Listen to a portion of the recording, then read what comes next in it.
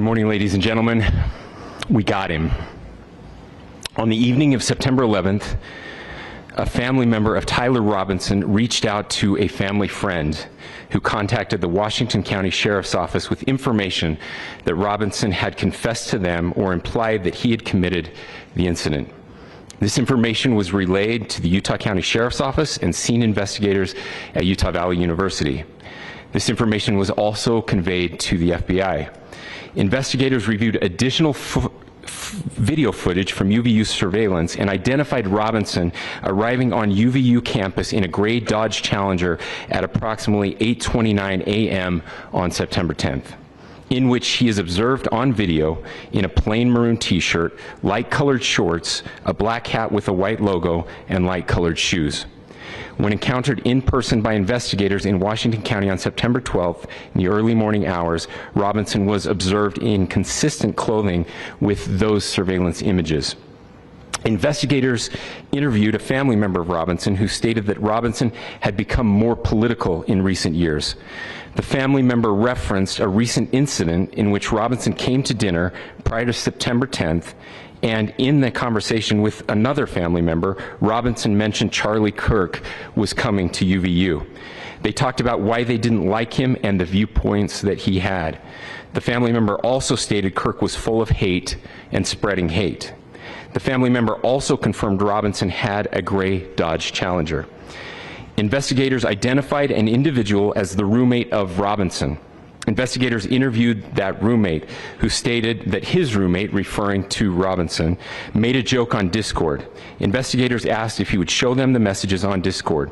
He opened it and showed several messages to investigators and allowed investigators to take photos of the screen as each message was shown by Robinson's roommate. These photos consisted of various messages, including content of messages between the phone contact named Tyler with an emoji icon and Robinson's roommate's device. The content of these messages included messages affiliated with the contact Tyler, stating a need to retrieve a rifle from a drop point, leaving the rifle in a bush, messages related to visually watching the area where a rifle was left, and a message referring to having left the rifle wrapped in a towel. The messages also refer to engraving bullets and a mention of a scope and the rifle being unique. Messages from the contact Tyler also mentioned that he had changed outfits. I know there's been speculation as well as to the writing on those casings, those bullet casings, and I believe we have that as well. And I will share that with you now. So the area north of Campus Drive Road where the suspect crossed over, you saw some of that in the video that we released last night, consists of a grassy area with trees on the edge of the UVU campus. Investigators discovered a bolt-action rifle wrapped in a dark-colored towel. The rifle was determined to be a Mauser Model 98 .30-6 caliber bolt-action rifle. The rifle had a scope mounted on top of it. Investigators noted inscriptions that had been engraved on casings found with the rifle. Inscriptions on a fired casing read, "Notices, bulges, capital O-W-O, what's this, question mark." Inscriptions on the 3 unfired casings read, "Hey fascist, exclamation point, catch, exclamation point." Up arrow symbol, right arrow and symbol, and 3 down arrow symbols. A second unfired casing read, "Oh Bella Chow, Bella Chow, Bella Chow, Chow Chow," and a third unfired casing read, "If you read this, you are gay, LMAO." We are indebted to law enforcement across the state who's worked seamlessly together, local law enforcement, state law enforcement, and our federal partners with the Federal Bureau of Investigation. We're grateful for everyone who worked together in such a short amount of time to find this person and to bring justice. I want to thank the public who has been so engaged, reviewing videos, helping us with sending in tips, and helping us get to this point. I want to thank the family members of Tyler Robinson who did the right thing in this case and were able to bring him into to law enforcement as well. I especially want to thank the family of Charlie Kirk, Erica, Charlie's parents, his children. I want us to be thinking of them as we bring justice in this case. They will be involved in that justice. We will be working very closely with them as we move through this process as well. This is a very sad day for our country, a terrible day for the state of Utah, but I'm grateful that at this moment we have an opportunity to bring closure to this very dark chapter in our nation's history. With that, I will now turn the microphone over to the Director of the FBI, Kash Patel.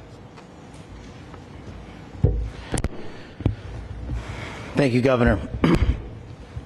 This is what happens when you let good cops be cops. The FBI and our partners are proud to stand here today together to bring justice to the family of Charlie Kirk and honor his memory. I want to express my deep gratitude to President Trump, the Vice President, and the entire White House who have been so incredibly supportive with both resources and just personally to the FBI as a team. They had our backs the entire way, and I just want to express my gratitude for giving us the resources we need to operate in this space to bring this sort of justice at this sort of speed.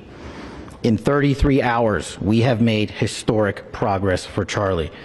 Governor Cox, our partnership has been absolutely incredible these last few days. Our partnership will endure. Your state and local partners, your sheriffs, your DPS community has been unbelievably impressive in the hardest of times. And a case like this cannot be solved, cannot be brought without partnering with your state and local authorities. The FBI has a certain role to play, and we will play that role, and we will lead out for the federal government. But Governor Cox, we are so grateful for your state partnership that led out on this investigation. A little bit of the timeline. Charlie was shot at 12:23 p.m. on Wednesday. The first FBI agents arrived on scene in 16 minutes with chiefs of police at 12:39 and secured the scene. The FBI immediately launched fixed-wing assets. We utilized these assets to transport personnel, specialty technicians, hostage rescue teams. We also utilized these assets to go back and forth from the East Coast and here in Utah to transport forensic evidence and other evidence that will be analyzed and is being analyzed at our FBI laboratories in Quantico and other laboratories, including the ATF. At my direction, the FBI released the first set of FBI photos of the suspect at 10 a.m. local time on 9/11. Then, shortly thereafter, the FBI reward of $100,000 was released at 10:45 a.m. local. Myself and Deputy Director Bongino arrived on the scene at approximately 5:30 p.m. on 9/11. The governor led a press conference last night at approximately 8 p.m. where at my direction, the FBI released a never-before-seen video of the suspect. We also released new images to the public of the suspect. And just last night, the suspect was taken into custody at 10 p.m. local time. In less than 36 hours, 33 to be precise, thanks to the full weight of the federal government and leading out with the partners here in the state of Utah and Governor Cox, the suspect was apprehended in a historic time period. And I want to highlight what Governor Cox said. This would not have been possible without you, the media, and you, the public. That's why we went so public, so fast, and we're so transparent, and we're committed to that transparency. The crime scene, just a little bit there. It is a large crime scene. State and local authorities, along with federal authorities, processed that crime scene quickly. And I even had the ability to walk through that crime scene and walk through the steps the suspect took to learn more about what was needed and what resources we needed to bear to create a full picture for the FBI and leadership back in Washington. Furthermore, thankfully to state and local partners, forensic evidence has been seized and continues to be garnered. Forensic evidence has already been evaluated at FBI laboratories in Quantico and state and local authorities here. We will continue to process evidence as we see it, as we collect it, and we will continue to deliver it to Governor Cox and his team. Last night, we had a total of approximately 7,000 leads. As of this morning, thanks to your great work, we have over 11,000 leads that were called in to the FBI. And we are running out every single lead that we can. Every one of those leads will be run out. The arrest is a testament to the dedication of good law enforcement being great, and partnerships in law enforcement, which I've tried to highlight as my tenure as the director of the FBI. There is no better relationship for law enforcement than the FBI to partner with state and local authorities, and you've seen it here in these last few days. The FBI Salt Lake field office, along with our offices in LA, Phoenix, Denver, San Antonio, Las Vegas, Pittsburgh, Buffalo, our headquarters component in Quantico, all participate in the FBI.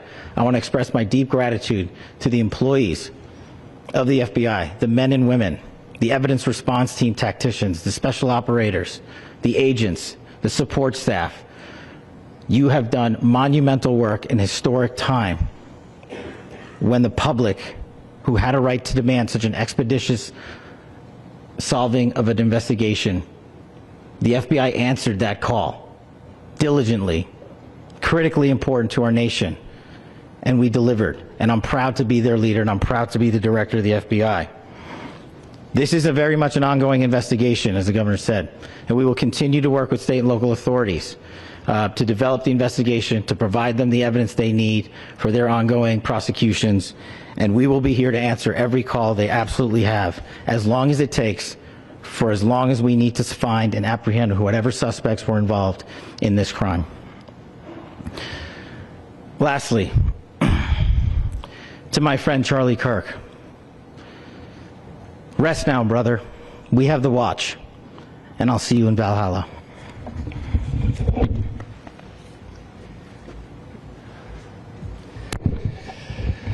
Thank you, and good morning. I would just like to take a few minutes as the sheriff to express my gratitude for everybody who has played a part in this investigation. As you know, it's been a vast, a complicated, and a very, very fast-paced investigation. You're looking at people standing up here who are running on, if they got an hour's sleep in the last couple of days, they're probably lucky. It has been very taxing. It has been so impressive, speaking on behalf of the local law enforcement, to see the cooperation that we've seen in this type of case. Across the state, sheriffs, chiefs, our state partners have stepped up and have come to the call on anything that we needed. Our county chiefs have been phenomenal. Our Utah County Attorney, Jeff Gray, who's standing up here with us, has been phenomenal in leading us through this investigation. I would like to thank the federal government for their resources, their assets. Our local team here, our FBI team, has been extraordinary in helping us work through this and bring this person to justice. Most of all, I would like to thank the public, and specifically, I would like to thank the public who turned to prayers and who turned to positiveness for us. I would like to thank them on behalf of the law enforcement community, because we needed those prayers. That's what we needed to get through this. We needed your support, and you gave it to us. We needed your patience, and you gave it to us. And I would like to thank you for the Kirk family, because that's what they need, is your support and your prayers, and that will get us through all of this. So thank you, everybody, for everybody that have stepped up. We've had such a phenomenal response to this. Thank you.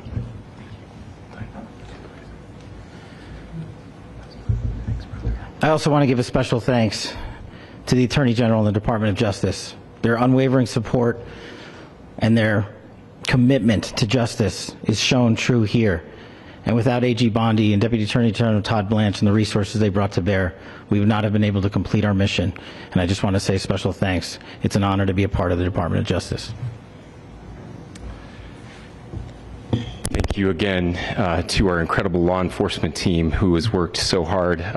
Sheriff, I got a solid 90 minutes last night, so I'm probably the most well-rested person up here. Ladies and gentlemen, I get the microphone, so I hope you'll permit me a moment just to share a few more thoughts about where we are and how we got here, and maybe a little bit of where we go from here. I don't want to get too preachy, but I think it's important that we, with eyes wide open, understand what's happening in our country today. I've heard people say, well, why are we so invested in this? There's violence happening all across our country. And violence is tragic everywhere. And every life taken is a child of God who deserves our love and respect and dignity. This is certainly about the tragic death, political assassination of Charlie Kirk. But it is also much bigger than an attack on an individual. It is an attack on all of us. It is an attack on the American experiment. It is an attack on our ideals. This cuts to the very foundation of who we are, of who we have been, and who we could be in better times. Political violence is different than any other type of violence for lots of different reasons. One, because in the very act that Charlie championed of expression, that freedom of expression that is enshrined in our founding documents, in having his life taken in that very act, makes it more difficult for people to feel like they can share their ideas, that they can speak freely. We will never be able to solve all the other problems, including the violence problems that people are worried about, if we can't have a clash of ideas safely and securely.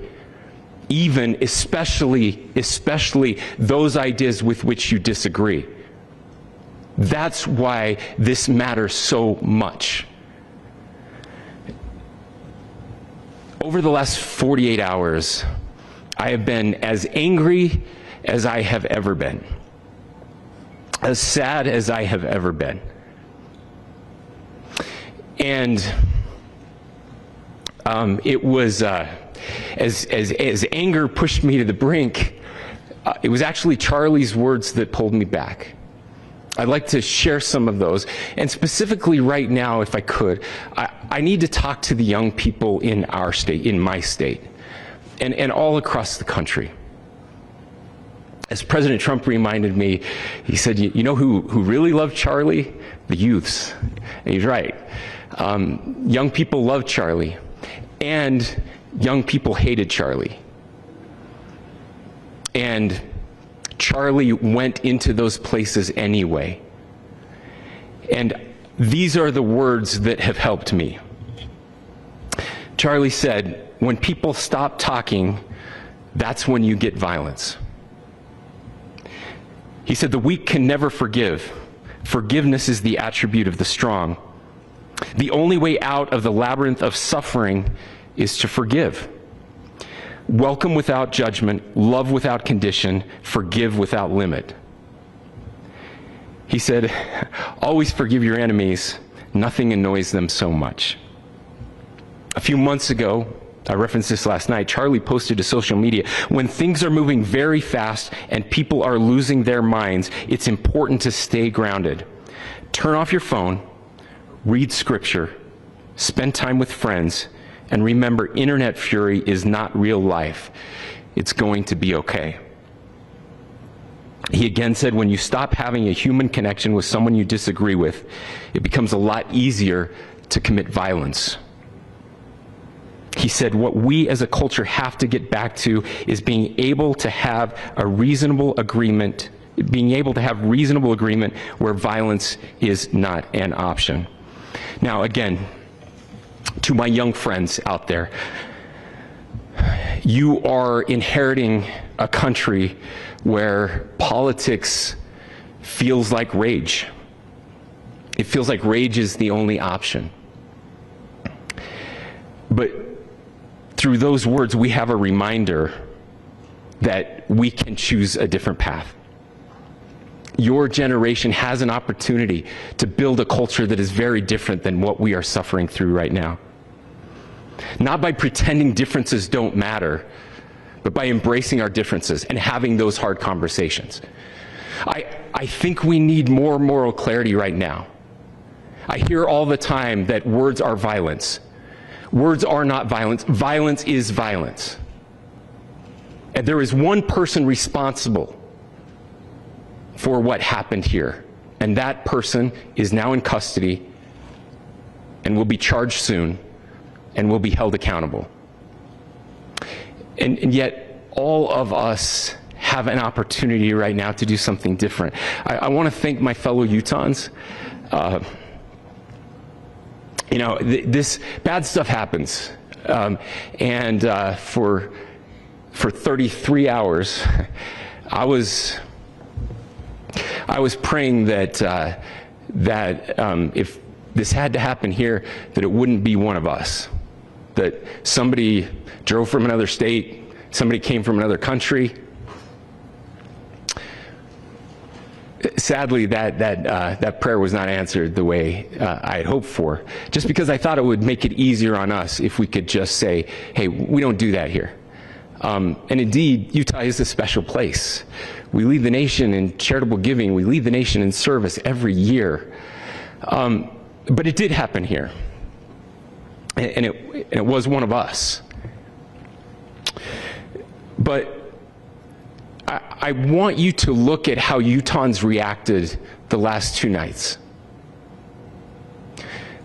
There was no rioting. There was no looting. There were no cars set on fire. There was no violence. There were vigils and prayers and people coming together to share the humanity. And that, ladies and gentlemen, I believe is the answer to this. We can return violence with violence. We can return hate with hate. And that's the problem with political violence, is it metastasizes. Because we can always point the finger at the other side. And at some point, we have to find an off-ramp, or it's going to get much, much worse. But see, these are choices that we can make. History will dictate if this is a turning point for our country. But every single one of us gets to choose right now if this is a turning point for us. We get to make decisions. We have our agency.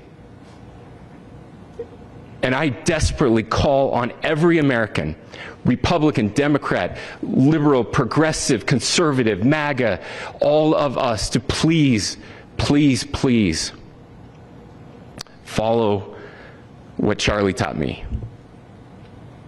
I'll just conclude with words I share often from a friend and author, Yuval Levin, who was asked if he was optimistic about our country. And he said, I'm not optimistic. He said, I hate optimism. Like, that sounds bad. But he said, optimism is a vice. It's this idea that good things are just going to happen. And he said, in the history of the world, good things have never just happened. He says, I'm not optimistic, but I am hopeful. And hope is the virtue that sits between the vices of optimism and pessimism. Hope is the idea that good things are going to happen because we can make them so. I still believe in our country. And I know Charlie Kirk believed in our country. I still believe that there is more good among us than evil. And I still believe that we can change the course of history. I'm hopeful because Americans can make it so.